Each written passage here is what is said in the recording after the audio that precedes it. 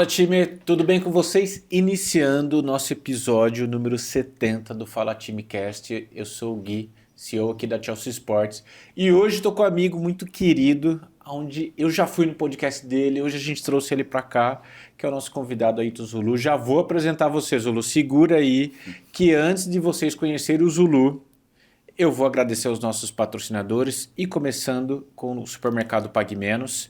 Você sabia que no Supermercado Pague Menos você tem chance de ficar milionário? Ô, time, eu tenho falado isso direto, hein?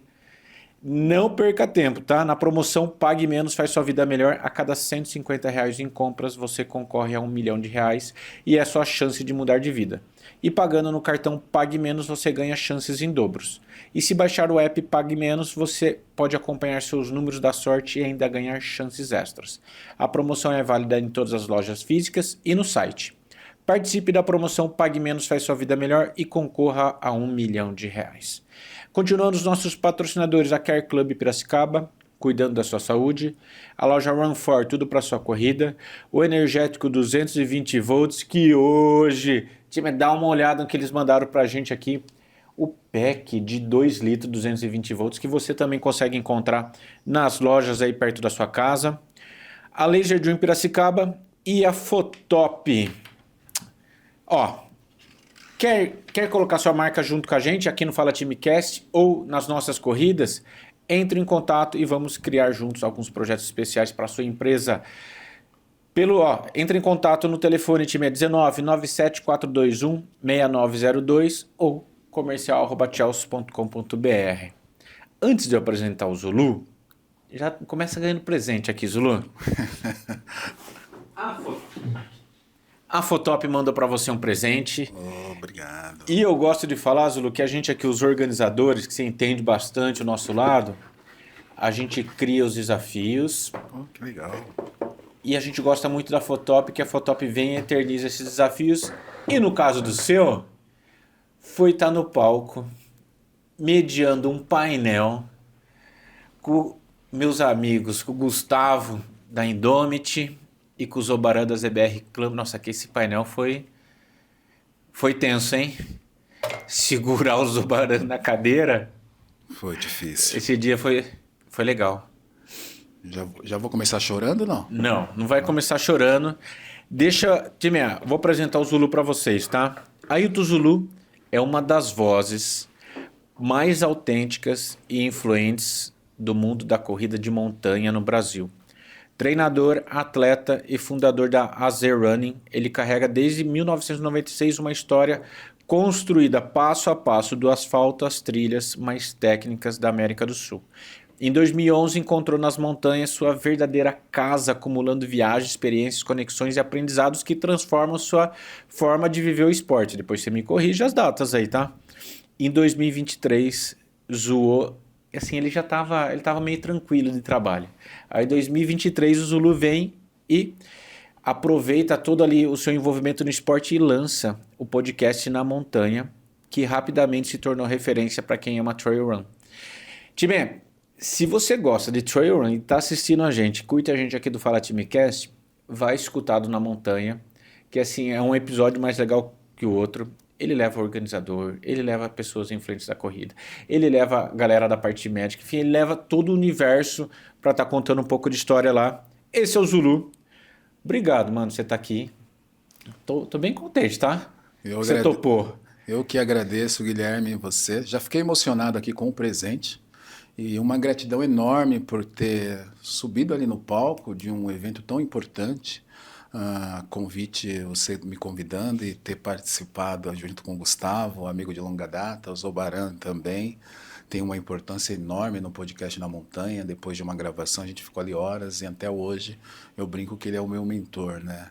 Um cara sensacional, mas foi difícil segurar ele na cadeira ali. Obrigado mesmo por estar aqui hoje. Uma grande honra, sabendo que aqui já passou grandes personagens aí da corrida de rua, né, e do cenário aqui, principalmente de Piracicaba e do interior. Obrigado, viu, Zulu? Eu acho que é o primeiro do Trail Run, não é não? Primeiro, você está inaugurando o Trail Run aqui. A gente vai falar para a galera. Hoje, o universo da corrida de rua está explodindo, né? Muita gente entrando.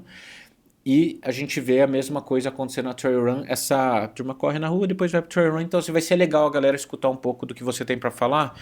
Mas antes, quem era o Ailton lá em 96, quando começou a correr? Cara, poxa, eu lembro, eu tenho essa memória, embora a minha memória não esteja tão boa, mas eu lembro quando eu comecei a correr, a gente conhecia São Silvestre. A gente usa brincando que é a Maratona de São Silvestre via pela televisão.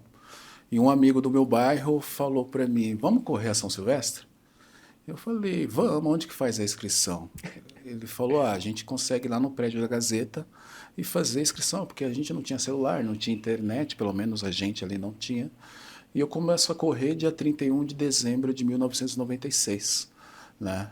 Eu tinha acabado de fazer 18 anos, e então foi minha primeira corrida e de lá em diante eu não parei mais, né? Eu costumo dizer que quando eu comecei a gente não sabia nada de corrida, né? Não tinha tanta informação quanto a gente tem agora, na palma da mão ou com o computador, mas foi, eu acho que o momento mais feliz da minha vida ter iniciado na corrida e falar, embora eu não seja um atleta profissional, eu vivo da corrida. Então, eu construí uma família através da corrida, me tornando primeiro um atleta, um amante da corrida, e ali trabalhando não, participando de uma assessoria, eu comecei a ajudar como uma espécie de estagiário, e eu tinha uma carreira, eu sou formado em, eu sou colorista de profissão, né? Trabalhava com tinta, fiz Senai, artes gráficas, e tinha uma carreira longa pela frente, com bom salário, e minha paixão pela educação física, pela corrida, fez eu dizer que hoje eu vivo da corrida, dos sonhos das pessoas que querem correr, se desafiar. E mesmo antes de me formar em 2010, eu começo a faculdade de educação física em 2007, em 2009, eu treino uma aluna, a Eliane, a Lilica, para o desafio do Pateta. Ela me procura e fala, você acha que eu conseguiria fazer o desafio do Pateta na Disney? Que é correr 10, 21 e 42? Eu falo, acho que ninguém toparia esse desafio, justamente porque você não tem um histórico, você não tem uma maratona no seu currículo. Mas conhecendo a sua personalidade e a sua pessoa, eu aceito o desafio. Então, no meu penúltimo ano de faculdade, eu treino a Lilica para ser hoje é ultramaratonista, mas resumindo, voltando para a minha história, a partir de aí eu nunca mais parei, né? E acabo, como você disse, migrei para a montanha.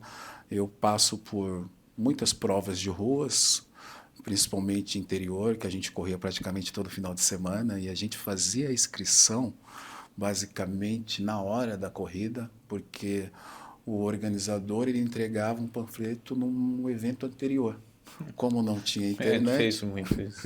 como não tinha internet, a gente chegava e eu lembro que naquela época a gente pagava 20, R$ 25, então dava para correr todos os finais de semana. Eu não sei se eu ganhava mais, né? Eu não sei. E isso fez com que até 2012 foi minhas últimas corridas. Eu falo últimas porque foi onde que eu tentei performar, né? Maratona do Rio e depois Maratona de Buenos Aires. E de lá para cá, eu brinco que a única corrida de rua que eu ainda participo é a São Silvestre, que é um momento de confraternização e de comemorar sempre o meu aniversário, porque eu começo dia 31 de 12 de 96. O seu aniversário é no dia 31? Não, o meu Ah, aniversário é dia de 1º de corrida. corrida, Ah, de corrida. o seu aniversário é quando? 1 do 11. 1/11. 1 do 11. Deixa eu assim, ó. Sua primeira corrida foi São Silvestre. São Silvestre. Você já começou com 15K. Já Uma, era 15K nessa época? já, 1h23 eu fiz, sem nunca ter treinado. Eu nunca tinha corrido. Você fez a inscrição Fiz a inscrição e fui correr a São e foi no Silvestre. dia. Não foi no dia. Entrou no bolo lá. Cheguei, 6 horas antes, ficamos em pé para a gente largar mais próximo, para tentar ali ganhar algum... E esse meu amigo, ele já correu, ele falou, a gente tem que chegar cedo. E é muito engraçado, eu acho que quem está ouvindo, que já correu a São Silvestre e tentou fazer essa loucura que a gente fez, você chega muito cedo e ali você não consegue ir no banheiro e a gente não levava nada para comer, nada para beber. E quando dava a largada, a gente já estava bem desgastado, né? Porque ficava ali sob um sol na Avenida Paulista. Então foi assim, mas eu acho que é um grande aprendizado. Eu acho que a gente foi moldado nessa dificuldade. Que legal. Depois da São Silvestre, correu, cruzou ali na chegada, viciou. Eu viciei, e aí a minha segunda prova, e eu não recomendo isso para ninguém, a minha segunda prova em 97, antes da São Silvestre, é a Maratona de São Paulo. A segunda ou terceira edição, 1997. Esse meu mesmo amigo falou, vai ter a Maratona de São Paulo, e ela já aparecia na televisão. E eu falei, onde que faz a inscrição? Ele falou, no Parque do Ibirapuera. E a gente foi no Parque do Ibirapuera sem fazer nenhum tipo de exame, sem saber se deveria, mas eu não tinha noção do que era 42, né, quilômetros. A gente não tinha relógio, Não tinha. não tinha nada. E aí eu fiz a São Silvestre, essa é uma história legal. Eu fiz 4 horas e 4 na Maratona de São Paulo, em 1997. E eu lembro de chegar na USP com esse meu amigo, ali no quilômetro 30, ele olhar para mim e falar assim, vamos diminuir o ritmo, porque senão a gente não chega. Aí eu falei, não, eu não vou diminuir o ritmo, eu estou bem, eu vou continuar. Eu fiz 4 horas e 4 horas e 4, ele fez 4 horas e 11, né? Eu lembro, e eu brinco que ele é o meu padrinho da corrida, porque foi ele que me incentivou. E daí em diante, eu corro 97 ainda São Silvestre, 98 São Silvestre, 99 eu já tinha uma consciência um pouquinho melhor sobre distância, e aí eu fico com medo de correr a maratona inteira. E eu monto uma estratégia de correr só 21 e caminhar 21, né? Porque ali eu já tinha medo, falava-se muito de coração, e eu falei, eu não treinei. E todos esses períodos eu nunca fiz treino, eu só ia para as provas. E só que o que foi acontecendo com a São Silvestre que eu fui percebendo? Era a minha prova, sempre minha prova-alvo. Então, a primeira edição, em 96, eu fiz 1h23, a segunda eu fiz 1h27, a terceira eu fiz 1h31, e eu fui piorando o tempo, porque eu só corria São Silvestre. E aí eu falei, poxa, eu preciso treinar, porque está passando e eu estou piorando o tempo. E aí, em 2000, eu conheci um rapaz numa dessas provas de interior, o João, né, que não está mais aqui com a gente. Ele falou, cara, eu faço parte de uma assessoria da VO2, do Luiz Bernabeu. Você não quer ir lá conversar com ele? Eu falei, eu vou lá. E aí encontrei ele no sábado na USP, nem sabia que tinha aquela quantidade de gente. Não é o tanto que é hoje, né? Hoje Mas já era bastante já era gente para época. bastante. E ali eu começo em 2000 a treinar com o Luiz, e aí eu percebi que tem um treinador, uma assessoria, fez eu baixar todos os tempos. E aí depois eu volto para Gonzaguinha, né? E já comecei a conhecer outras corridas.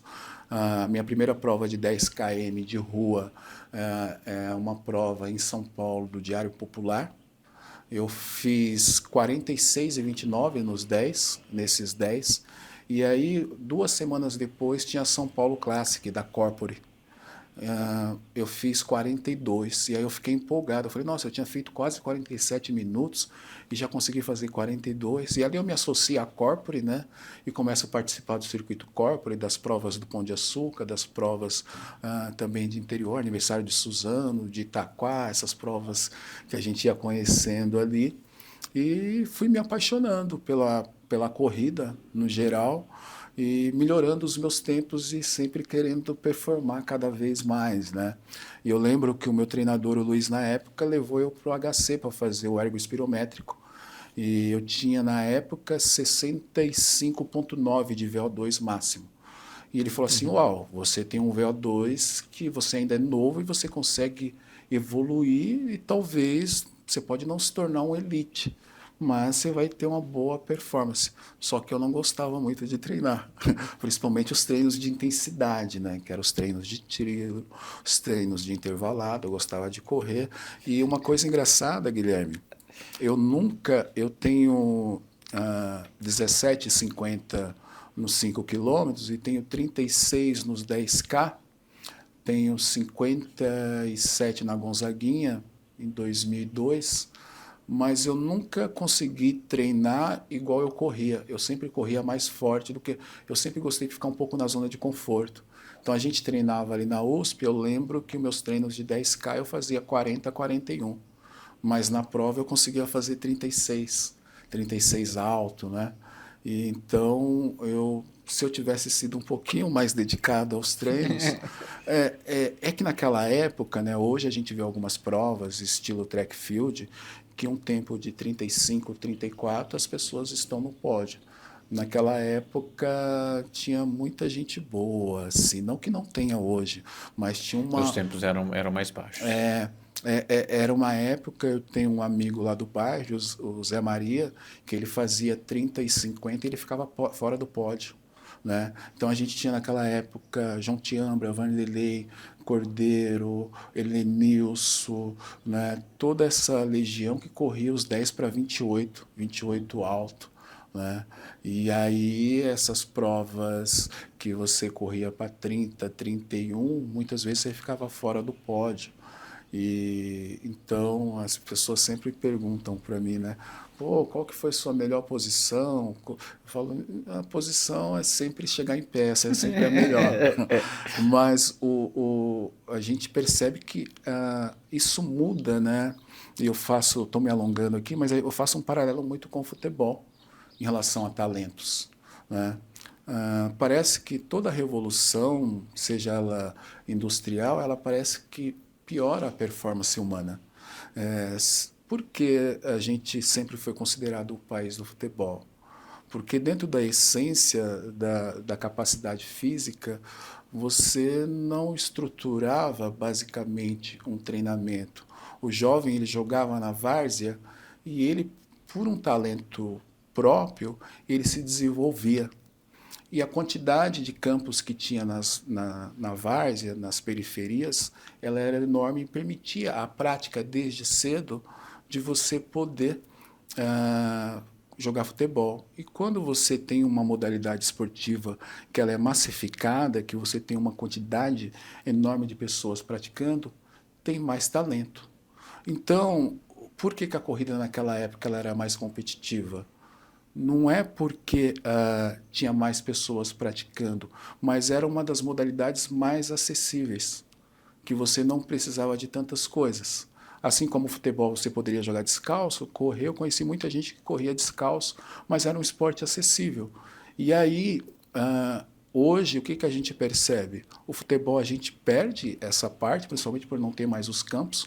Você não vê mais, eu moro no mesmo bairro há quase 50 anos, você não vê mais os jovens jogando bola na rua, igual a gente jogava quando era criança, você não vê Hoje é mais as perigoso, brincadeiras de pega-pega, salva-turma, e isso faz com que você acaba perdendo o seu repertório motor.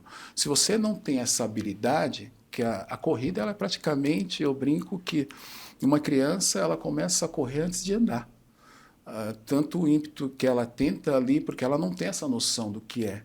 E quando ela começa a ficar em pé, ela quer correr, porque é algo natural da gente. Né? Então a gente vai perdendo isso, eu acredito muito pela a revolução industrial. Toda tecnologia ela é bem-vinda, mas ela acaba piorando o movimento. E quando piora o movimento, e você não tem mais essa prática tão cedo, isso faz com que o talento, que a gente chama de talento de genética, ele fique um pouco mais aquém. Né? Quanto tempo a gente não consegue classificar um atleta nos 10K numa Olimpíada? Né? Eu acho que, se eu não me engano, o último aí, Ronaldo da Costa, Marilson, acho que o Vanderlei Cordeiro não foi, teve na maratona. Então, e a gente sempre com muita dificuldade. Né? O Paulo de Paula, ainda hoje com mais de 40 anos, está nos representando, porque existe uma dificuldade de renovar essa geração de novos talentos. Assim como no futebol, a corrida também passa por isso, até porque hoje as pessoas elas querem ter um retorno muito rápido. E o retorno rápido ele não é duradouro. Você vê surgir alguns talentos e eles desaparecem na mesma velocidade. Né? E a trilha? Quando que ela chegou? E por que ela chegou? Eu já corri mais de 500 provas de rua, assim, no geral. E eu repeti muitas vezes a mesma prova. E chegou um momento que eu falei, poxa, eu preciso fazer alguma coisa diferente. E eu era assinante de uma revista Contra-Relógio, do Tomás Lourenço, e um dos encartes que saía dentro da revista era do El Cruce, que vai acontecer agora, na próxima semana, no final de novembro, né? E aí aquelas imagens, aquilo acabou me despertando interesse em querer fazer aquilo. Eu falei, nossa, que lugar bonito, as montanhas. E fui falar com um amigo, com o José Virgínio, né? Que a gente corria rua junto, e ele já estava correndo montanha, e já era conhecido como o rei da montanha na época. Eu falei, cara, eu quero correr montanha. O que é mais engraçado, Guilherme, é que quando a gente participava de uma prova de rua, que tinha que subir uma ponte, qualquer coisa do tipo, a gente falava que aquela prova não era uma prova boa. Reclamar. Reclamava, falava, essa prova ela é ruim, porque a gente queria pace, a gente queria fazer tempo, então não tinha que ter subida. E a Brigadeiro, falando da São Silvestre, a Brigadeiro era um martírio, né? Ainda é para algumas pessoas. E aí o contrassenso é que eu resolvo ir para a montanha. E aí ele fala, pô, não dá pro El Cruce, você já quer começar pelo El Cruce, são 100 quilômetros. Aí eu falei, Zé, mas são 100 quilômetros em 3 dias. E eu já tinha corrido algumas maratonas, né? Inclusive em 2003, Blumenau. E ele falou, não, começa por aqui.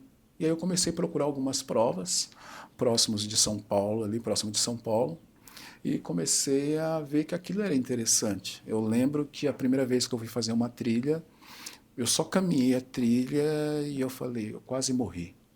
Frequência cardíaca alta, respiração. E eu estava bem condicionado na corrida de rua, né? Eu faço minhas 2 últimas maratonas, 2012, mesmo tendo ficado doente, Rio 3 e 18 e Buenos Aires 3 e 16, mas eu venho de um 3 e 6 em Blumenau. E eu estava bem condicionado ainda, e eu percebi que era uma outra coisa.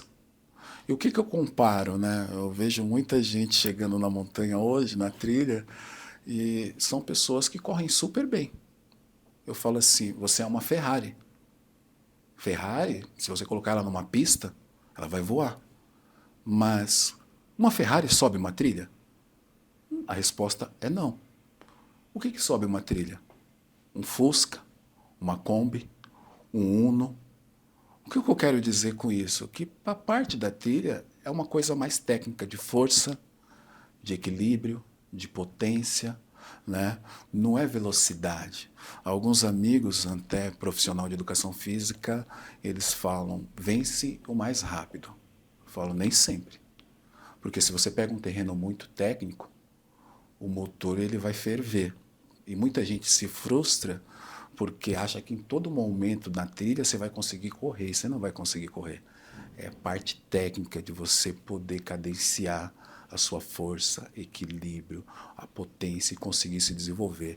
E aí eu em 2011 eu migro ali para a trilha, mas ainda continuo na rua, né, correndo algumas provas, e em 2012 eu resolvo encerrar a minha carreira de maratonista, correndo Buenos Aires, e só volto para a rua para correr a São Silvestre, com exceção de 2025, que eu não consegui fazer a inscrição. Mas o que eu percebo é que eu me encontrei, e na verdade isso chama-se voltar para onde você, na verdade, faz parte. Estar dentro da natureza, se sentir tão bem, uma higiene mental, né? Saber que você está ali na trilha e você não está mais preocupado com o ritmo, e simplesmente em contemplar aquilo foi o que fez com que eu me apaixonasse pela corrida de montanha. Eu brinco que eu não aguentava mais correr, por isso que eu inventei a trilha, para poder caminhar, né? Para poder chegar na parte alta e ficar contemplando, olhando. Então a trilha ela surge na minha vida dessa forma. Eu já trabalhava com corrida de rua em um clube em Pinheiros, né? E E ali eu fiquei um tempo ainda dando um treinamento de corrida de rua, mas eu só coloco a assessoria no papel em 2014. A Z, ela surge como uma assessoria especializada em corrida de montanha em 2014, porque também é algo que eu não queria, porque eu sabia que das dificuldades é diferente de você ser um CLT e você ser um PJ, né? Uma pessoa jurídica, ter o seu CNPJ ali e acabar empreendendo, principalmente aqui no Brasil. Então, 2014 eu coloco a assessoria para funcionar e daí em diante eu nunca mais parei. Então, assim, foi pensado. Você falou assim, não, então essa aqui eu não volto mais correr na rua. Eu só vou ficar na trilha. Isso foi uma decisão ou simplesmente assim, depois que você percebeu, nossa, eu não fiz mais inscrição em corrida de rua, eu não estou indo mais participar de corrida de rua. Ou foi algo que você colocou um ponto final mesmo, assim, igual você comentou. Olha, não quero mais. Olha, eu sou uma pessoa que eu gosto de conversar, né? Eu gosto de uma resenha. O que eu comecei a perceber é que a gente corria ali na rua e todo mundo preocupado com fazer o melhor tempo, a gente cruzava o pórtico, pegava a medalha, a banana e todo mundo ia embora, né? E quando eu fui para a montanha, eu percebi que a gente passava o pórtico e, às vezes, até durante o trajeto, as pessoas começavam a conversar. Isso acaba conectando, você acaba, e muitas vezes eu encontro você, uma pessoa como você na trilha, eu não sei quem é você, o que você faz, e a gente vai trocando ideia e continua essa ideia pós-chegada. E a gente fica horas pós-prova conversando, pós-treino. Então, cada vez mais essa pressa de apenas correr, concluir, pegar a medalha e Ir tentar embora para ir casa. embora, isso foi, no meu ponto de vista, foi perdendo uma essência do que a questão da corrida. E na contrapartida, na montanha eu encontrei isso, né? Então eu decidi continuar na montanha e não ir. Eu até brinco que hoje eu vou em alguns eventos de corrida de rua, eu tenho alunos que correm rua também, né? E eu fico assustado com a quantidade de pessoas. Porque a época assim, que eu corria, o número alto, eu lembro bem, tirando a maratona de revezamento Pão de Açúcar, que naquela época dava 15 mil, 20, eu lembro que quando deu 20 mil foi uma coisa de outro mundo. Hoje as provas de rua, elas chegam facilmente a 10 mil pessoas. Né? E a gente percebe, não estou falando nem de Maratona do Rio, estou tirando São Silvestre, essas provas, eu tô falando de outras provas, como Tribuna em Santos, que eu cheguei a correr na época que eu corri, né, para ter 3 mil pessoas. Então, hoje as inscrições elas acabam rapidamente e tem 10 mil. Então, é um volume de gente que é como se eu tivesse exilado em um local e eu chego no lugar com aquela quantidade de pessoas e aquilo hoje me assusta, né? Eu lembro que logo pós-pandemia, você falou do Rafael Zobaran, ele me convidou para correr a IGT 23K. Cara, quando eu cheguei na IGT 23K, com 3 mil pessoas, eu tomei um susto. E a gente vinha ali de uma pandemia. Porque eu estou nos eventos de montanha e um evento grande de montanha, tirando ali La Mission, tirando uma Indomit do Gustavo, né, tirando algumas provas, é 500, 600, 1.000 pessoas. Então, assim, a gente já considera algo grande. Imagina você chegar num lugar e ter 3 mil, 3.500 pessoas. É um pouco assustador. Parece que eu vivo num mundo paralelo, mas é que você vai acostumando a sua mente a ver aquela quantidade de pessoas, né? E aí eu percebi que os eventos em si, eles foram tomando uma proporção e a gente, todo ano, a gente acaba recebendo esses números, principalmente através das Ticket Sports ali do Krutman, né, nos eventos, e cada vez mais a corrida tem crescido, a corrida de rua. Mas isso também está migrando para o trail, né, Guilherme? Porque a Indomit, esse ano de 2025, 68% dos corredores estiveram lá pela primeira vez, em São Bento do Sapucaí. A La Mission, que é uma prova que teve 5 mil inscritos, 60% pela primeira vez. Né? A UTMB, a Paraty Brasil, lá no Rio de Janeiro, ela teve 52 pela primeira vez. Então, existe ali um poderio da corrida de rua, mas as pessoas também estão migrando para conhecer a trilha, a montanha.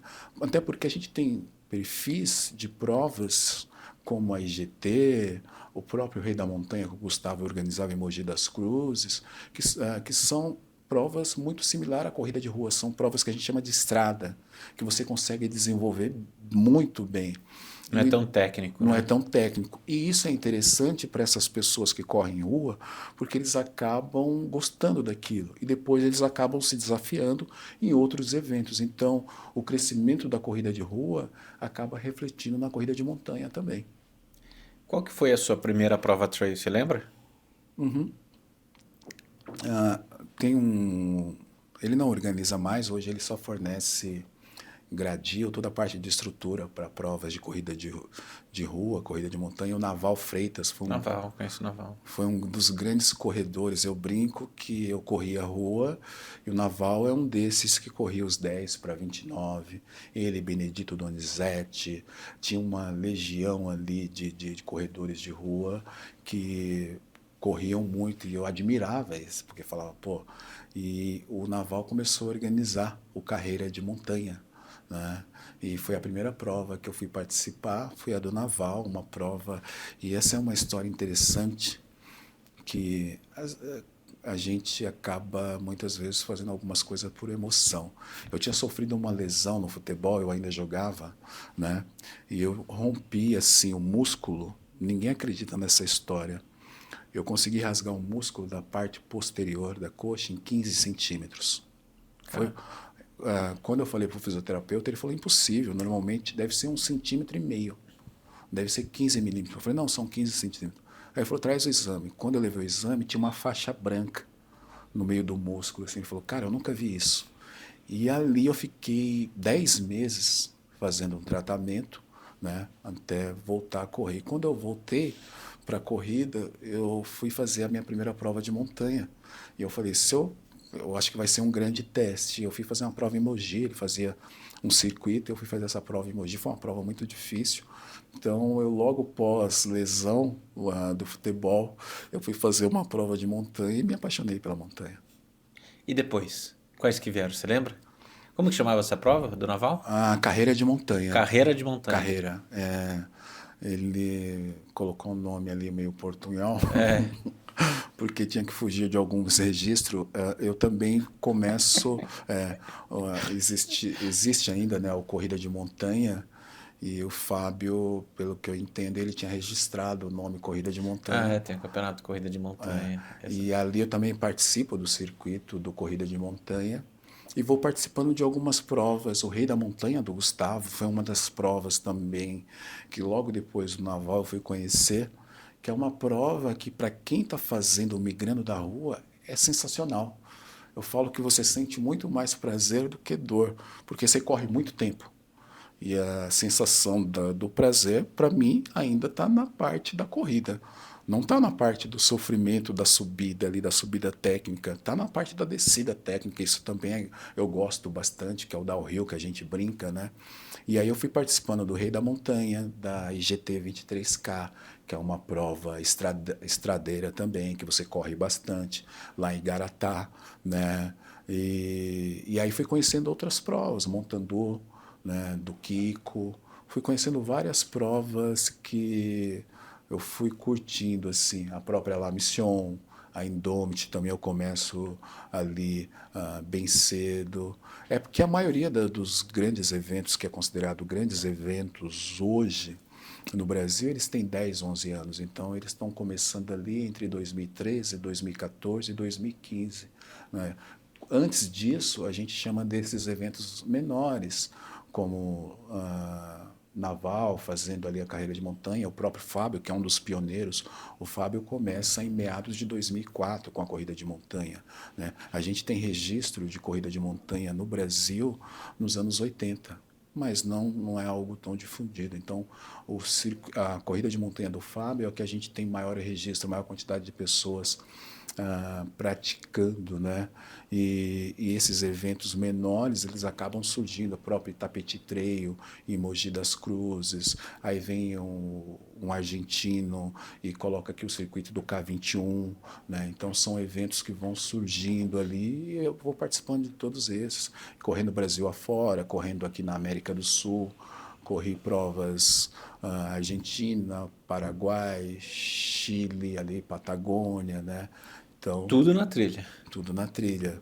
De rua, só corri na Argentina, a maratona e a meia maratona. Em 2009 eu corri a meia de Buenos Aires, em 2012 eu encerro a rua, corri na maratona lá. De todas essas provas, qual que é a mais bonita? Pergunta difícil. Vai, fale assim, a que você acha, né? Ou as que você acha, assim, que você fala, assim, puta, o visual dessa daqui é imperdível. Olha, assim, vou para a memória mais recente, que acaba sendo a Indomit Pedra do Baú.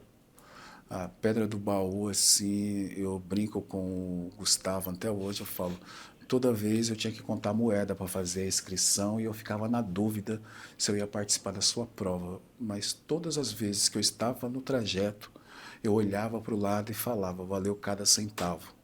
Então, não só pela beleza ali de São Bento de Sapucaí, mas por a sensação de segurança que todo organizador tem que deixar transparecer para quem está participando, principalmente de uma prova de montanha.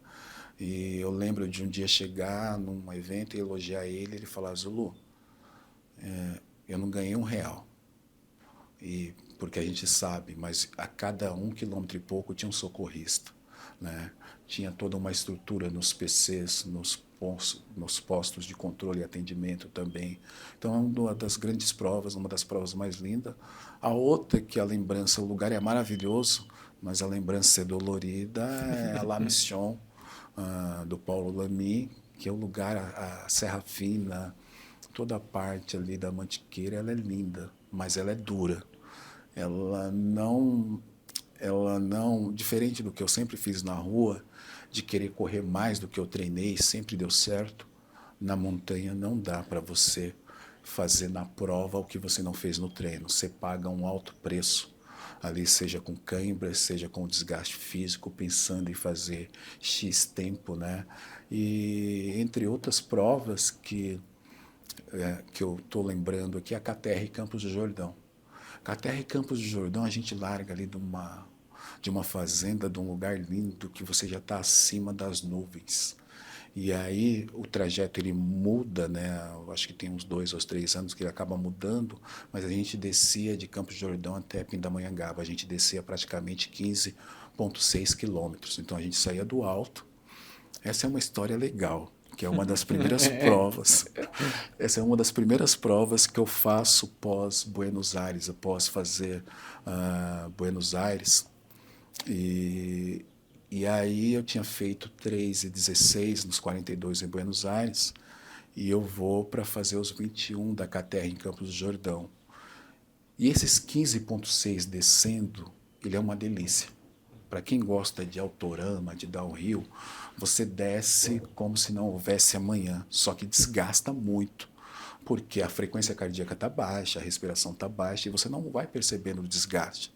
Na hora de subir, e eu brinco com as pessoas, são só 5,7 km para subir, menos de 6 quilômetros. Então você desce praticamente 16 e sobe só 6. Eu falo que eu desci em 1h52, os 16 quilômetros. E eu falo para todo mundo, quanto tempo eu levei para subir os 6? E aí eu dou a referência da maratona. Eu falo, eu fiz 42 em 3h16. Quanto tempo vocês acham que eu fiz o 21?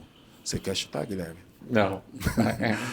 Eu subo esses 6 quilômetros, eu desço em 1h52 e subo os 6 quilômetros em 3 horas. Eu tinha um Garmin na época, um quadradão, que em vários momentos eu olhava e ele estava marcando 49 minutos o km. E aí teve um momento que ele para de funcionar porque ele entende que eu não estou mais em atividade. De tão lento que é a trilha, porque todo mundo imagina que é 6 quilômetros subindo em uma reta. E não é. Imagina um caracol, você subindo num caracol, e aí você olha e você fala assim, cara, eu só caminhei 200 metros e passaram 10, 15 minutos. Eu conto isso para as pessoas, muita gente custa acreditar que você faz na montanha 1 quilômetro em 40 minutos.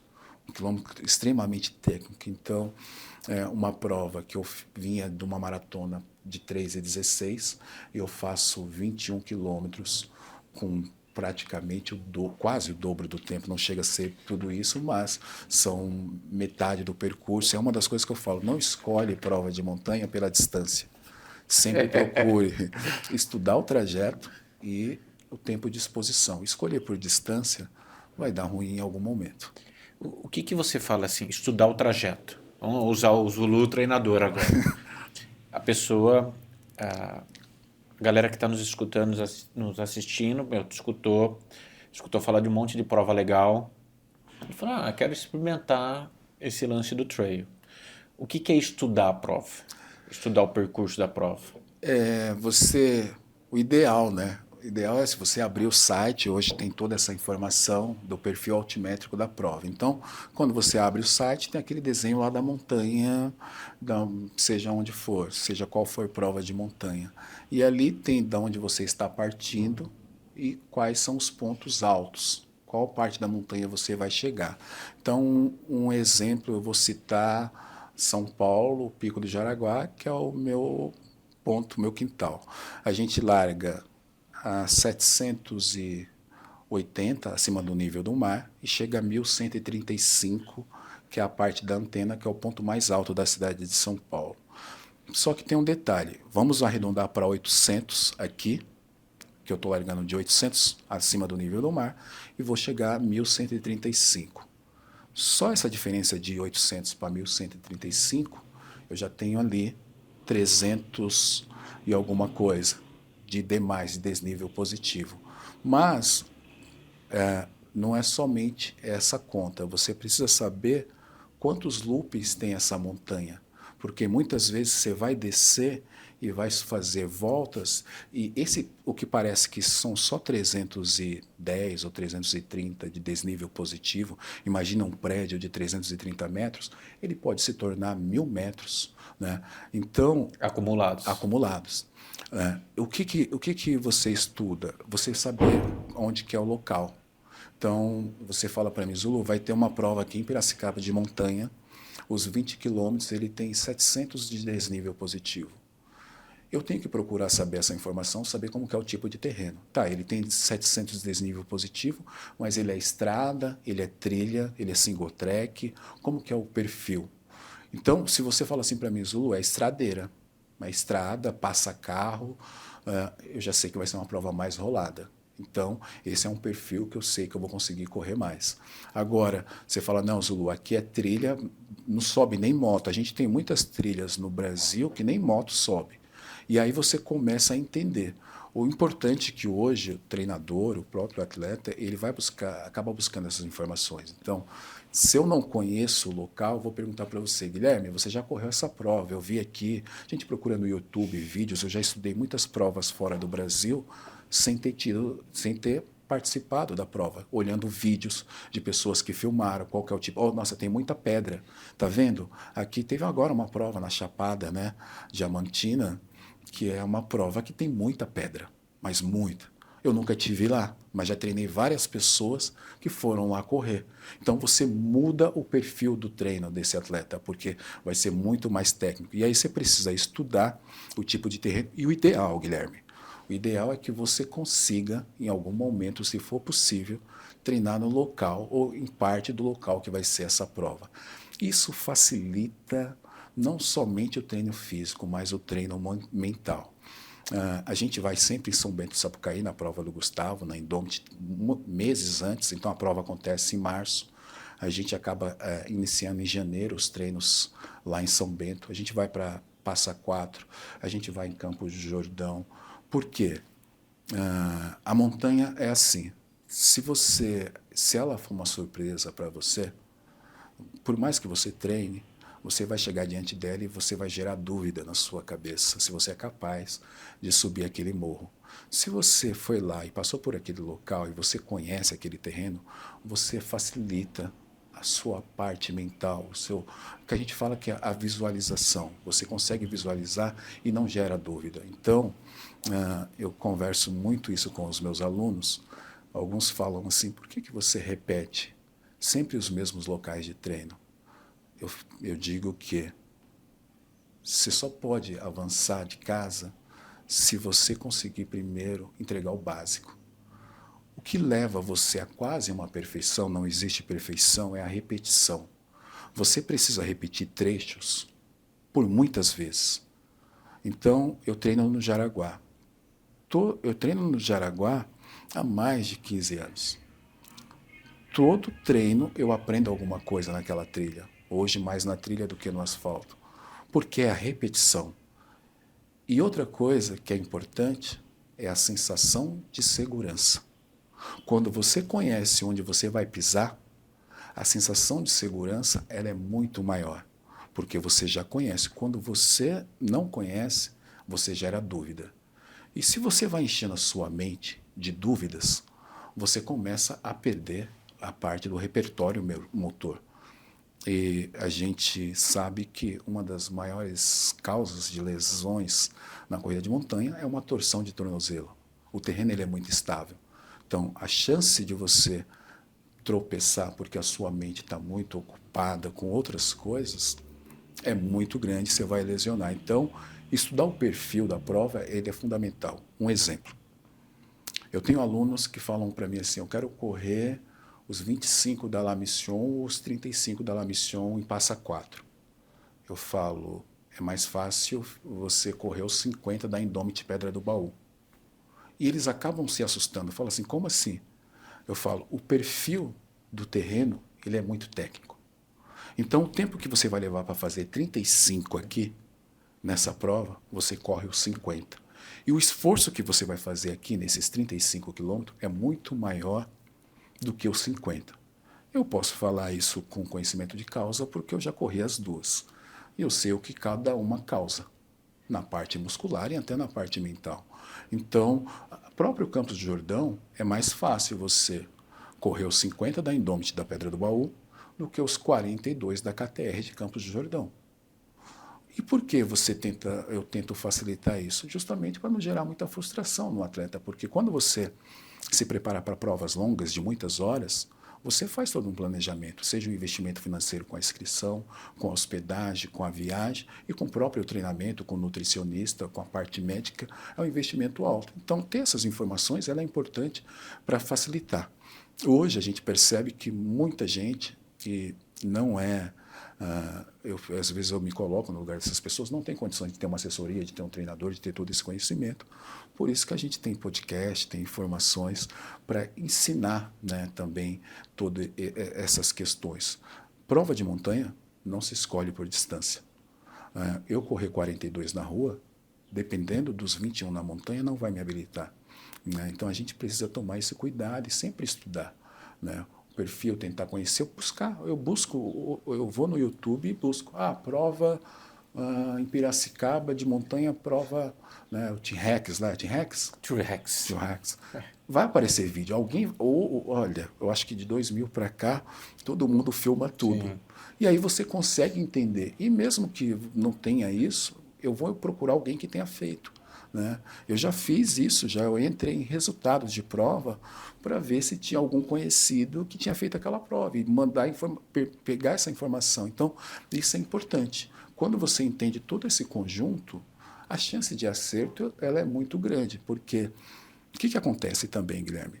Na semana a gente treina na rua. A gente fala que é corredor de montanha, mas na semana a gente precisa treinar na rua. Né? Alguns acabam tendo um parque do Ibirapuera, em São Paulo, outros parques, mas são locais que você não vai ter a parte técnica da montanha. Né? A gente coloca treino de escada, coloca outros tipos de treino para tentar simular, mas nada melhor que você estar no terreno ou na montanha para fazer a parte específica daquilo que você vai executar na parte principal. Né? Pegando o gancho no que você falou, agora a gente vai ter um momento aqui no nosso podcast, onde eu vou falar de uma prova, e você já pode até imaginar de que prova que eu vou falar. Enquanto eu falo da prova, você pensa em um cupom de desconto para quem está nos assistindo, de 0 a 100. E o Rô que está aqui com a gente vai falar quantos cupons a gente vai liberar. Então pensa numa porcentagem de 0 a 100, tá?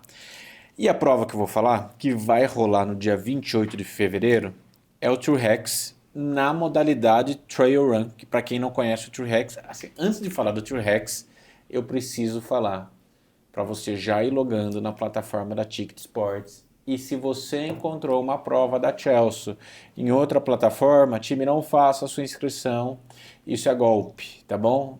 Tá rolando muito, galera tá encontrando inscrição de prova nossa em sites que não tem nada a ver com a Ticket Sports, com um valor mais baixo, e tem gente caindo, tem gente caindo. Então assim, inscrição de prova da Chelsea é só na plataforma da Ticket Sports, todas as provas nossas, não só nossas, das provas mais legais do Brasil e melhores estão lá, porque tem segurança de dados.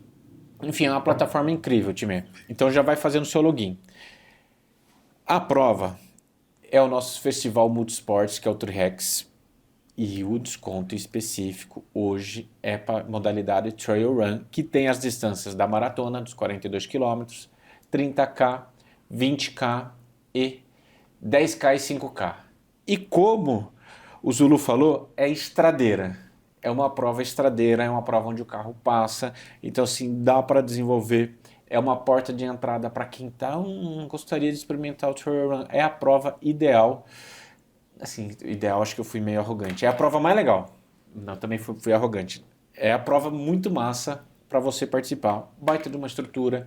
A cidade é em Brotas, que é considerada a capital do turismo de aventura. Acontece no bairro do Patrimônio, que é um bairro super legal, com a largada e chegada dentro do Parque do Patrimônio, que é um ambiente super família, super legal. Tem coisa para a criançada fazer, tem área de alimentação, dá para você fazer churrasco, enfim, é muito legal, tá?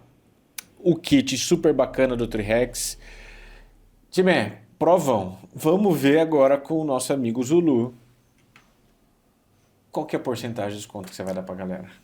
Caramba, que saia justa, hein? Eu sei que eu vou nos 30K, tá? Teremos Zulu dia 28 de Pode fevereiro. colocar aí, 30K. Eu não vou arriscar os 42, né? Porque para 42 tem que treinar. Mesmo. Não que não tenha para treinar nos 30. Eu falo que o treino é menor. Então, sendo menor, vai sobrar mais tempo no final de semana. 42 precisa se dedicar bastante. Olha, não tem nada combinado aqui, viu, gente? Eu vou ser bonzinho com vocês. Eu tenho certeza que o valor da inscrição não é lá. Não é 5 mil, 10 mil, mas vamos dar 50%? 50% de desconto, ó. Metade da inscrição. Rô, quantos vão? 5 pessoas. 5, ó. Então, as 5 primeiras pessoas que colocarem o cupom. Qual que vai ser o cupom? Time, a inscrição é trirex.com.br, tá? Qual que vai ser o cupom? Na montanha. Na montanha. Colocou na montanha, levou 50% de desconto, valendo, time, valendo. Ia ganhar o presentão do Zulu, hein? 50% de desconto? Não, eu ia chutar o valor da inscrição, mas pode ser que eu erre. Vamos entender agora sobre o podcast na montanha? Bora. E eu acabei de ver que tem uma caneca personalizada Você aqui. viu que tem você aí? Ah, chique, hein? Legal, né? Legal. Zulu, o que fez você lançar o podcast e tá com ele? Quantos episódios já tá? Entrou o episódio 180. Nossa, 180. Hoje. Time, é um MBA de corrida em trilha, de corrida na montanha, que é o podcast do Zulu. O que fez você lançar isso lá atrás? Lembrando que 180 só em estúdio. Eu não conto os episódios em eventos. Então, na Indomit a gente já gravou, se eu não me engano, 15 episódios na Indomit do Gustavo. Na UTMB, na Paraty Brasil, também já gravamos. Na Monstreio também gravamos. Então, esses não entram na contabilidade, mas já passou de 200 episódios, né? E se contar que na pandemia já tinha eu fazia live e extraía para o Spotify para fazer podcast, já passou de 250. Como que começa a história do podcast? Eu tenho vários alunos online. Aluno Brasil afora, Canadá, Estados Unidos. E eu percebi que, mesmo com tecnologia, WhatsApp, a gente ficava muito distante. E aí eu pensei, vou criar uma espécie de um curso online para esses alunos. Falar o que é corrida, tirar muita dúvida ali, mas como se fosse um curso online.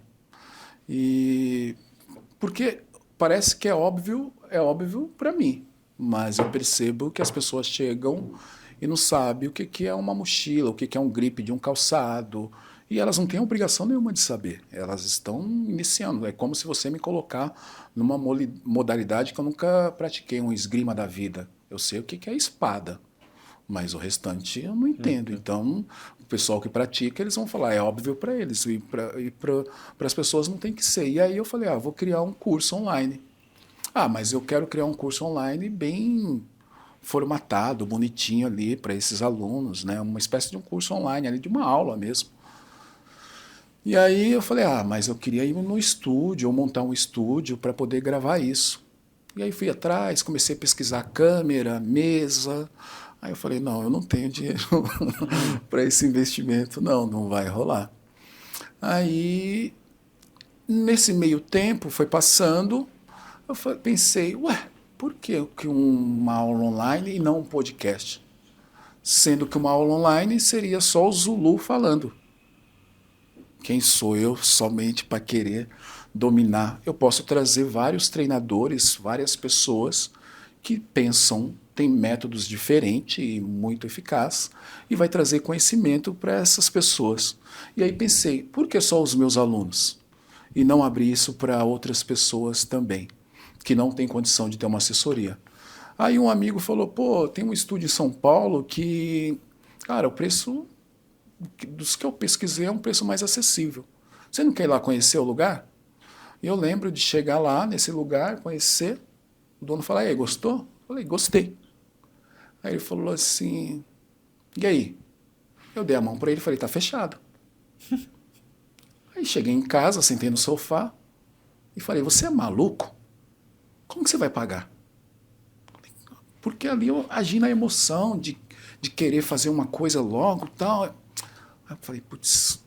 E eu lembro que eu tinha um dinheiro, mas esse dinheiro era para um outro objetivo. E eu pensei, eu vou colocar um pouco desse dinheiro aqui. Com certeza vai aparecer alguma coisa que vai me ajudar. E eu não sou a pessoa que... Eu nunca entro numa corrida sem estar treinado, porque eu não quero gerar frustração. Eu só entro se eu treinei. E para eu entrar em alguma coisa, não é que eu sou teimoso, é que eu acredito que aquilo vai dar certo. E eu lembro de entender que eu comecei a colocar dinheiro demais do dinheiro que eu não podia mexer, né? Porque é como se fosse uma aposta, uma loteria. Para quem gosta, e eu sempre escuto principalmente psicólogos, pessoal que fala com pessoas que são viciadas, é que você não deveria colocar o dinheiro importante da sua vida nisso, porque é uma aposta. Você não pode pegar o seu dinheiro da luz, do telefone, da comida, de tudo, né, para fazer uma aposta que pode não dar certo. E aí eu fecho com ele e começo ali o podcast, começo a chamar as pessoas para participar. E em alguns momentos, eu acho que depois de um ano, começou a aparecer algumas. Eu lembro que eu tinha 3 cotas no podcast, e algumas pessoas começaram a ajudar. Mas o que que as pessoas imaginam? Que elas vão divulgar um produto no seu podcast e na próxima semana ou no próximo mês aquilo está explodindo de vender. E o podcast ele é atemporal. Quem está ouvindo esse podcast que foi gravado em 2025 vai estar ouvindo ele em 2050, 2080 e é muito atemporal. E não se dá para se mensurar. E essas pessoas foram ficando muito pouco tempo. E basicamente eu me vi numa situação que eu tinha que investir cada vez mais. E eu fui investindo, né? Demorou, eu falo que ainda tem muito mato, né? Mas há uma satisfação enorme. Eu recebo muitas mensagens e muitas vezes eu sento no sofá em casa e falo assim, ninguém sabe o quanto eu investi no podcast. que é a brincadeira de quando a gente sai do Brasil. Quem converte não se diverte. Se você começa a converter a moeda local no país que você está, você para de se divertir na hora, porque você fala, o meu cartão ele não vai aguentar esses cafés, esses sorvetes, essa comida e o podcast, né? É um investimento alto. Então, outro dia eu parei e comecei a fazer conta e parei de fazer conta. Porque eu falo assim, meu amigo, você teria trocado de carro, você estaria com carro zero, você poderia ter viajado o mundo correndo montanha, você poderia ter feito isso, poderia ter feito aquilo, mas não é sobre isso. Não é sobre o quanto eu gastei, é sobre o valor que tem por trás. E o ensinamento que isso acaba trazendo para as pessoas. Então, levar treinadores, levar nutricionista, levar médico, levar organizadores, mostrar todos os lados da corrida. Eu acho que é sobre isso, eu acho que é sobre... A verdade é que eu estou devolvendo. Eu estou devolvendo o que eu recebo da corrida. Então, eu entendo que esse investimento é parte daquilo tudo que eu ganhei com a corrida.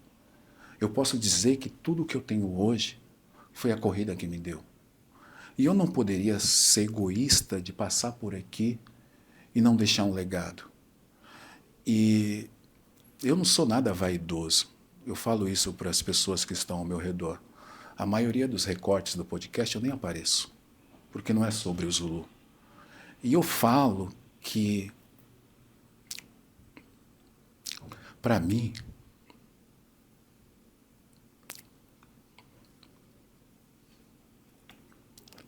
é um privilégio.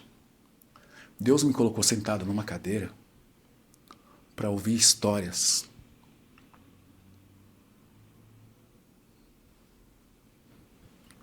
Zulu, qual que foi... Nossa, eu vou te colocar numa saia justa já. Mas deixa eu só finalizar isso aqui. Para ouvir histórias e mostrar que eu sou um dos caras mais ricos do mundo. Eu escuto histórias no podcast que eu nunca passei por 1%. Então, talvez teu podcast, muito mais que isso, é aprender. E eu aprendo todos os dias com as pessoas. Não só com a parte técnica, Guilherme. Porque eu já levei muitas pessoas achando que eu ia conversar sobre algum assunto e ali eu recebi um chacoalhão,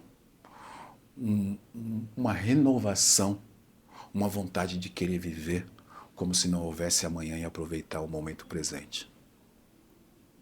Qual que foi a história mais marcante que você já teve lá? Ou as? Cara, são muitas histórias, mas muitas. Qual que é um podcast imperdível? Que a turma que está escutando a gente tem que ir lá escutar.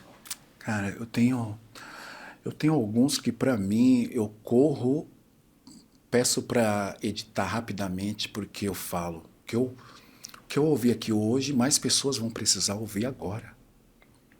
E o Clímaco, ele é subtenente do GAT de São Paulo, um Ironman.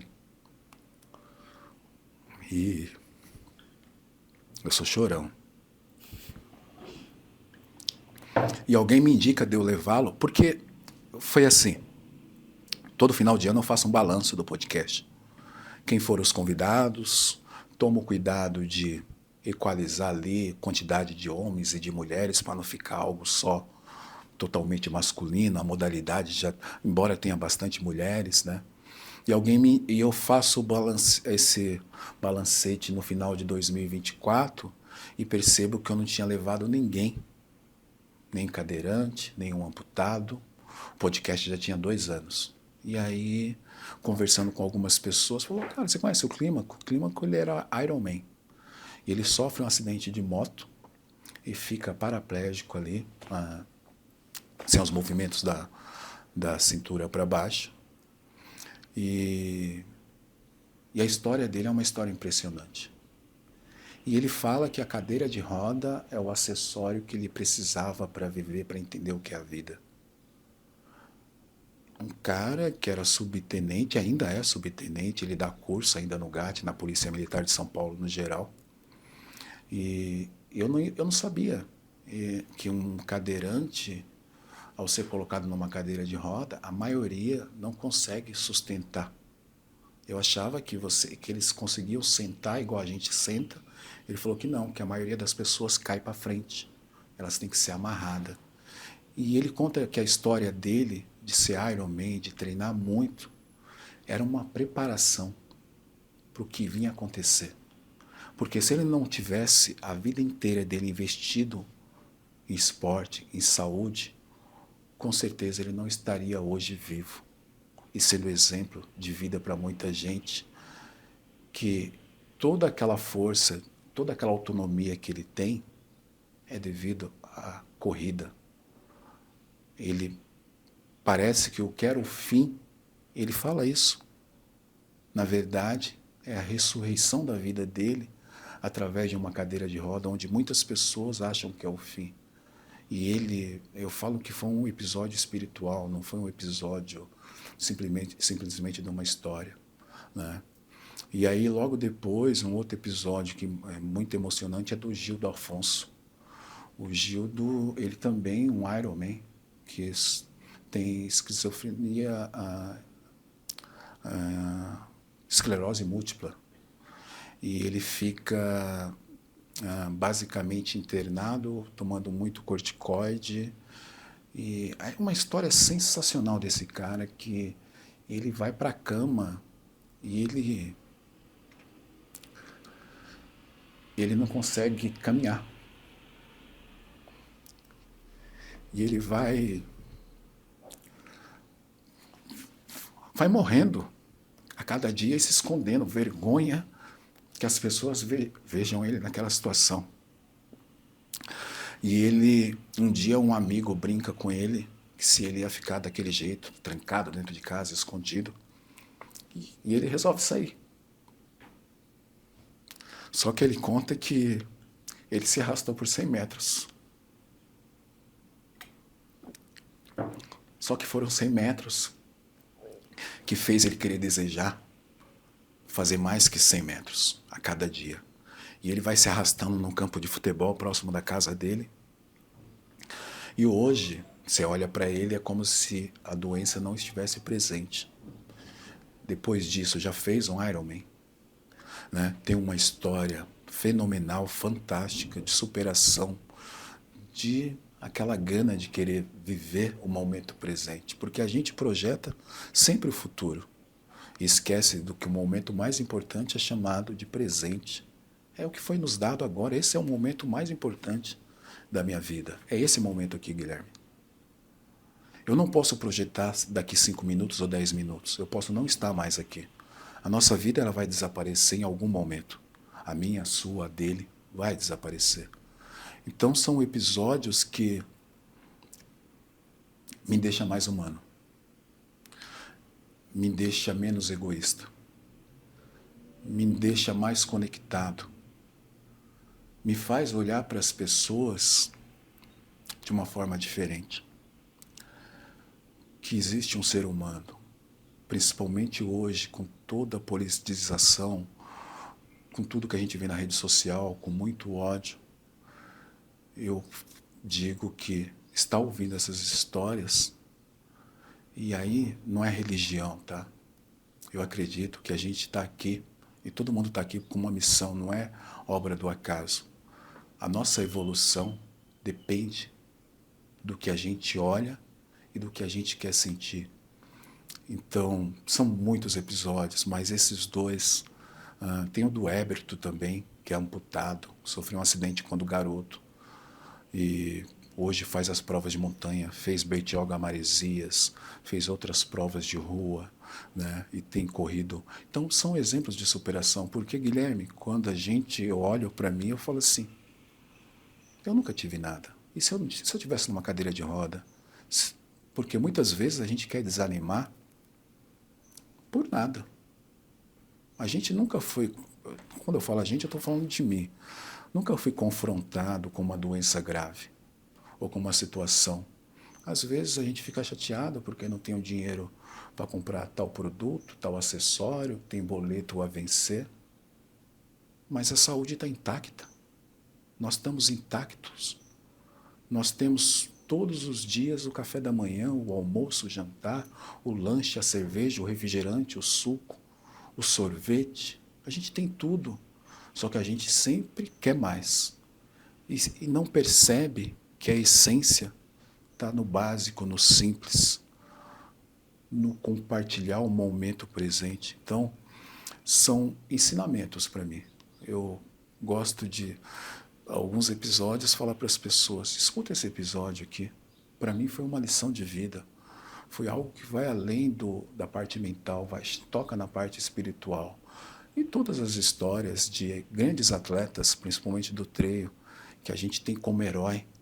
E quando eles abrem a boca e começam a contar a história, aí você fala assim, eu nunca vivi nesse mundo. E aí a gente começa a entender o porquê que ele é diferente, ele é diferenciado, ou ela é diferente, ele é diferenciada.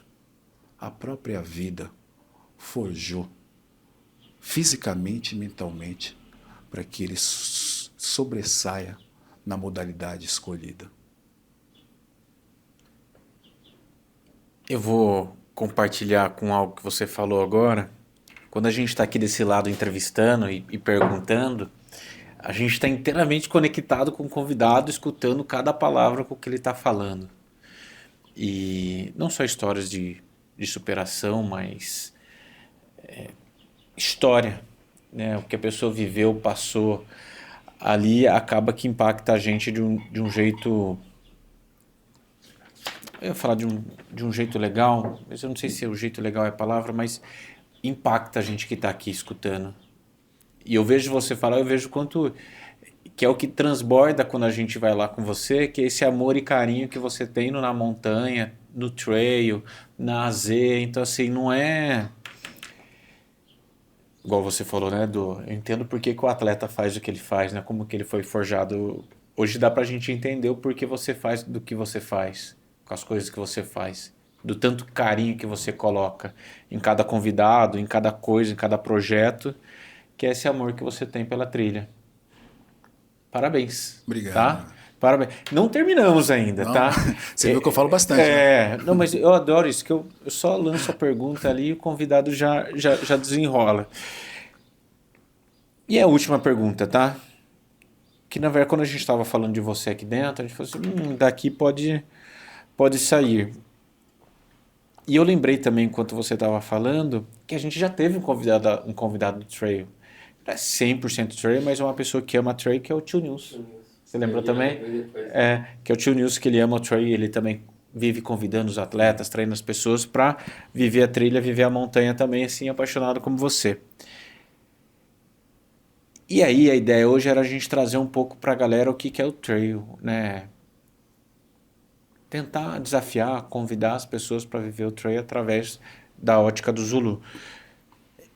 E aí nós como organizadores, a gente gostaria que as pessoas tivessem cada vez mais informações para ter uma experiência melhor ali na prova, na competição, que ela tanto treinou, que é o sonho dela cruzar aquela linha de chegada e tudo mais. E aí para você, quais são os erros mais comuns das pessoas migrando para o trail? O que você acha que a galera mais erra nessa saída do asfalto para ir para a terra, para ir na montanha? Você tem uma... Eu acredito que o maior deles é escolher a prova pela distância. Esse é o top 1. Você falou ali da prova de 28 de fevereiro. Então você falou 3 distâncias. São 4. 42, 30, 20, 10 e 5. 10 e 5. Eu mensurei pelo tempo que a gente tem. Então o que eu imaginei? Eu falei assim, queria fazer os 42. 42 é bem legal. Só que eu sei o quanto precisa treinar para o 42 e mesmo sendo uma prova estradeira, vai ter subida. Então a exigência é maior. E aí eu vou no intermediário, no 30. Eu sei o quanto eu preciso treinar e o tempo que eu tenho para treinar, né? O que normalmente acontece? Então você pega alguém que corre rua. Se ele tem várias maratonas, ele vai escolher a maratona, mas eu não estudei ainda a prova, tá? Mas eu posso dizer que esses 42, ele pode ter uma cara de 50 a 55 de uma prova de rua. E aí, o que que você precisa mensurar? Você que corre 42 na rua. Você faria mais 8 quilômetros a que preço? Ou mais 10 ou mais 12 quilômetros? Então, eu acho que esse é um erro mais comum, porque é difícil, tá, Guilherme? Porque eu tenho alunos que começaram comigo esse ano e correram para fazer algumas inscrições para 2026. E aí eles vão fazer inscrição nos 25, Zulu. Não. Se a prova de 25 quilômetros você tem 11 horas para finalizar ela, alguma coisa errada não está certa, né? Aí você já tem uma referência, Você né? já tem uma referência, então você precisa entender, falar assim, por que que eles deram 11 horas para eu terminar essa prova de montanha? E por incrível que pareça, tem pessoas que não conseguem chegar dentro do tempo. Aí você fala, Zulu, a maioria das maratonas de rua as pessoas correm num período de 6 horas ali, né? Vai ficar metade do tempo. Então é praticamente metade. Você tem certeza disso? Tenho certeza absoluta. Então, esse é o erro, eu falo que é o erro mais comum. O outro, que aí de se escolher a sua prova não vai ter essa frustração, né? Porque você já falou que é uma prova mais rolada, mais corrível, é achar que na montanha vai correr o tempo inteiro. Isso gera muita frustração, tá? Para quem não conhece, então alguém que é da rua e já corre para fazer uma inscrição porque viu ali no Instagram, ele imagina que ele vai conseguir correr e é frustrante, Guilherme, porque eu passei por esse processo. Ele fica bravo com a organização. É muito frustrante. E aí você, hoje eu entendo o organizador, porque eu estou na montanha. Aí você fala assim: para que o Guilherme colocou isso aqui? Se dava para ele passar aqui pelo lado esquerdo, aí ele coloca esse subidão. Não tinha necessidade, porque a gente ainda tem uma mentalidade da corrida de rua, que é o que a gente xingava quando o organizador colocava ali para subir aquele viaduto, aquela ponte para sair do outro lado. Pô, essa prova não presta. Pô, tinha lá, aquilo dava o quê? 50 metros, 100 metros de subida, mas aquilo já quebrava o ritmo, né? Eu lembro que na Maratona do Rio em 2012, eu estava ali com um grupo que estava marcando o ritmo.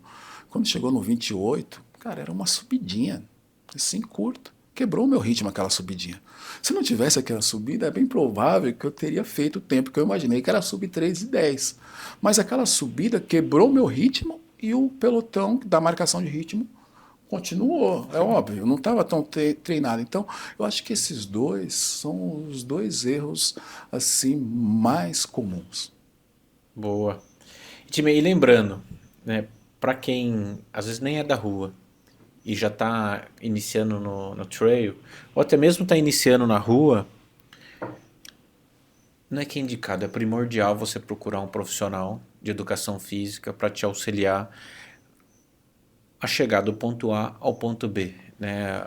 É obrigação do organizador fornecer segurança, sinalização, hidratação, de acordo com o regulamento, né? Então tem que tomar esse cuidado também em provas trail, que às vezes a hidratação não é igual à corrida, tem uma distância maior, você precisa ir com a mochila de hidratação. E eu falo que tem 50% do organizador e tem 50% do atleta. Nesse seu 50% do atleta, tem que ter o seu treinador ali para ele te ajudar, né? Igual o Zulu falou, entender a prova, o terreno, enfim, para você conseguir conquistar o seu objetivo e não se frustrar. Né? Que é uma palavra que você falou bastante, né? Você sabe que isso é um alerta importante, né? Você falou das pessoas fazerem as inscrições em tiqueterias, igual Ticket Sports, sites sérios, tem muita gente clonando o site. Isso é importante, Guilherme. A gente até conversou um pouco sobre isso, né? Sobre em algum momento ter uma chancela para mostrar que aquilo é uma prova segura, principalmente falando de ambulância, de socorrista, quando a gente fala de trail, né? E a autorresponsabilidade do atleta, ela é algo que não dá para negociar. Então, eu, Zulu, quando eu vou para uma prova de montanha, eu estudo a prova, vejo onde tem os PCs, mas eu imagino que é uma prova de autossuficiência. Eu não posso depender da prova, é o que eu coloco na minha cabeça. Então eu saio com uma quantidade de água, com a quantidade de isotônico, com a quantidade de gel, com a quantidade do que eu vou comer, sem precisar sem eu precisar da ajuda da prova. Isso eu estou falando de provas até 6 horas, né, ali de tempo de exposição. E quando eu chego no PC, normalmente eu olho o que tem no PC. Então, dependendo, às vezes eu faço a troca da água, já ficou quente, né? Alguma coisa, mas eu não como nada do que eu não comi no treino. Né? E muitas vezes tem ali uma amostra, algum gel, alguma coisa diferente. Eu até pego para depois experimentar no treino, mas eu só vou usar o que eu levei mesmo. Então, o que eu uso de uma prova de montanha, basicamente eu posso dizer que é a água. Né? Hoje a gente tem ali o carboidrato em pó, o próprio isotônico, então eu acabo fazendo a preparação ali e eu entendo que a maioria das provas, elas hoje estão, assim, os grandes eventos que a gente sabe, principalmente esses que a gente citou, tem uma estrutura muito boa, né? Mas eu vou com a mentalidade que pode, por algum motivo, dar errado, né? Mas eu não vou só ficar dependendo. Eu lembro que uma das provas que eu participei em São Paulo, eu saí todo abastecido, eu passei no PC, a moça falou, acabou a água. Eu estava bem treinado, e aí fazia um looping de 8 quilômetros, ali dava bastante tempo. Quando eu passei novamente por ela, ela falou a mesma coisa. E tinha muita gente ainda para passar por ela para fazer o looping. Só que eu estava extremamente abastecido. E aí eu fiquei pensando naquele pessoal que confiou naquele PC que ia ter água, que ia ter isotônico e ia passar maus bocados, né? Porque ali não tinha o que o organizador prometeu. Então, por mais que a gente tem que ter essa cobrança, eu sou aquele que eu prefiro não usar o seguro. Eu vou sempre na minha, lógico, a gente tem escolhido os eventos que a gente acaba conhecendo, que acaba sendo indicado, que tem uma organização séria por trás, né, que a gente sabe que faz uma diferença enorme. Mas tem um detalhe, viu, Guilherme?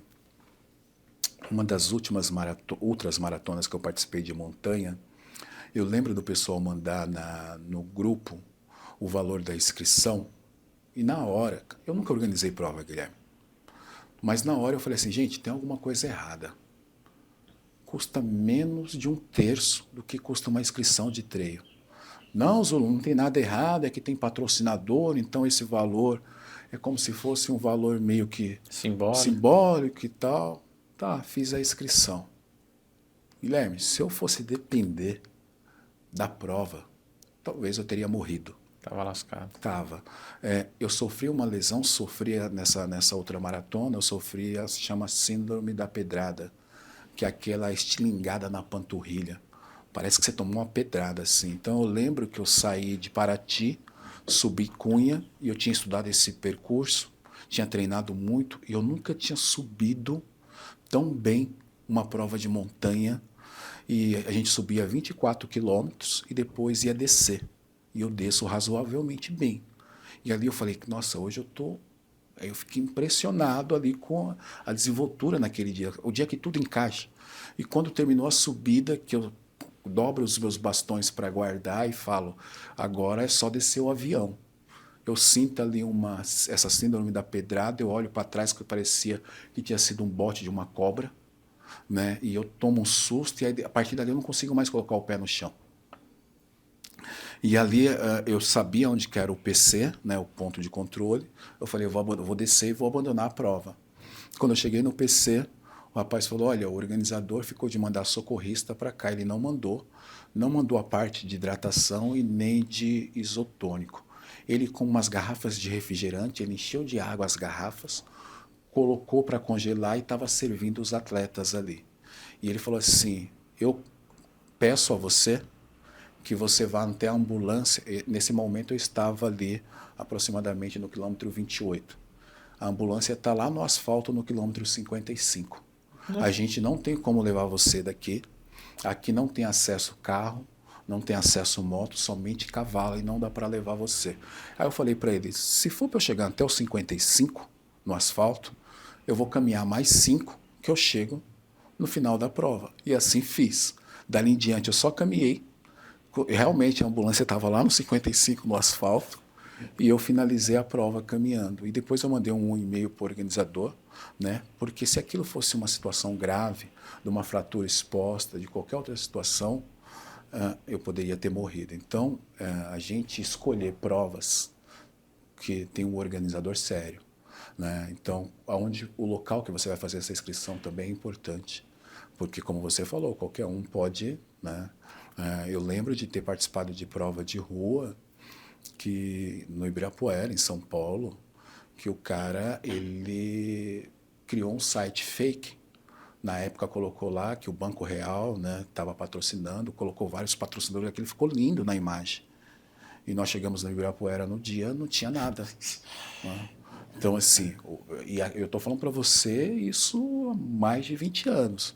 Imagina hoje, com inteligência artificial, que as pessoas conseguem clonar um site, conseguem colocar página no Instagram, conseguem vender o que não vão entregar. Então, a gente precisa tomar muito cuidado, porque mais do que nunca, muita gente praticando, isso é bom, né? Como eu lembro de você falar isso no episódio, quando a gente falava sobre atestado médico, que o sofá mata muito mais, né? Há muito mais gente morrendo ali por doenças do sedentarismo do que quem está praticando a corrida. Mas a gente precisa sempre procurar aquilo que, se um dia a gente precisar, a gente vai ter o suporte. Então, por isso que eu não discuto mais valor de inscrição. É uma coisa que lá atrás eu cheguei a falar no meu podcast. Nossa, mas está cobrando X valor numa inscrição. Porque eu também tinha o pensamento da conta de padaria. E quando você entende que o valor da inscrição não é a camiseta, não é o que vem dentro do kit ali do atleta, e sim você precisar de uma ambulância, precisar de um socorro. E o valor de uma ambulância, de uma UTI móvel, hoje eu converso com muita gente que faz o suporte, é caríssimo. Então, o exemplo que eu contei de pagar 1/3 no valor de uma inscrição é porque com certeza ele tirou de algum lugar. E eu poderia não estar aqui contando história justamente por acreditar que ali a gente teria uma corrida segura e não teve. Time, este foi o Ailton Zulu no Fala Timecast. Ó, primeiro, obrigado de você estar aqui, tá bom? De ter participado com a gente. E antes de terminar, a gente tem mais um presente para você. Falo pouco, eu falei que pouco. As pessoas não vêm para Piracicaba sem levar a pamonha de Piracicaba. Assim, preciso contar uma coisa aqui para vocês agora. Posso contar essa? Pode. Dona Terezinha tá na Bahia e aí ela falou assim: filho, você tá onde? Tá em casa? Eu falei: não, tô chegando em Piracicaba. A senhora lembra aquela pamonha que eu levei pra senhora aquele dia? Então, tô indo gravar com o Guilherme, né? E ela falou assim: que pena que eu não tô aí, porque eu ia querer mais pamonha. Olha, mãe, veio bolo, pamonha. Eu tava aqui pensando onde que eu ia comer um bolo de milho depois da gravação. Eu acho que eu... Tá na mão. Guilherme, obrigado, viu? Eu quero agradecer você, uma honra muito grande estar aqui no Fala Time, porque pode não parecer, tá? E quem está ouvindo também vai achar que é uma lorota isso. Eu sou um cara extremamente tímido. E toda vez que eu recebo um convite... Lorota, time. E toda vez que eu recebo um convite, a minha vontade é recusar. Por causa da timidez. Só que eu falo assim, se essa pessoa está me chamando, ela está me honrando. Então eu preciso estar lá. Então eu me senti muito à vontade aqui, muito honrado de estar aqui, onde já passaram muitas personalidades. E agradecer, Guilherme, o que você... Hoje eu conheci o por trás da empresa, como eu brinquei, parecia que era você e mais 2, ou você e mais 3. Uma seleção, um time enorme. E a gente precisa, eu não estou falando isso porque eu estou na sua frente, mas a gente precisa valorizar pessoas que fomentam a corrida de rua, que fomentam a corrida de montanha de forma séria. E por trás disso tem todo um legado de trazer a corrida de forma permanente e saudável para a gente. Então, conhecer mais um pouco de você, da sua empresa e agradecer por tudo que tem acontecido na corrida de rua. Por mais que eu tenha abandonado um pouquinho a corrida de rua, isso está reverberando na corrida de montanha, com tantas pessoas migrando ou apenas passando pela corrida de montanha para conhecer, e eu ganho como comunicador do podcast e também como treinador. Então, um agradecimento especial a você, a toda a sua equipe, a todo o seu time e ao podcast aqui também. Obrigado, Zulu. Valeu, time! Aê! Valeu.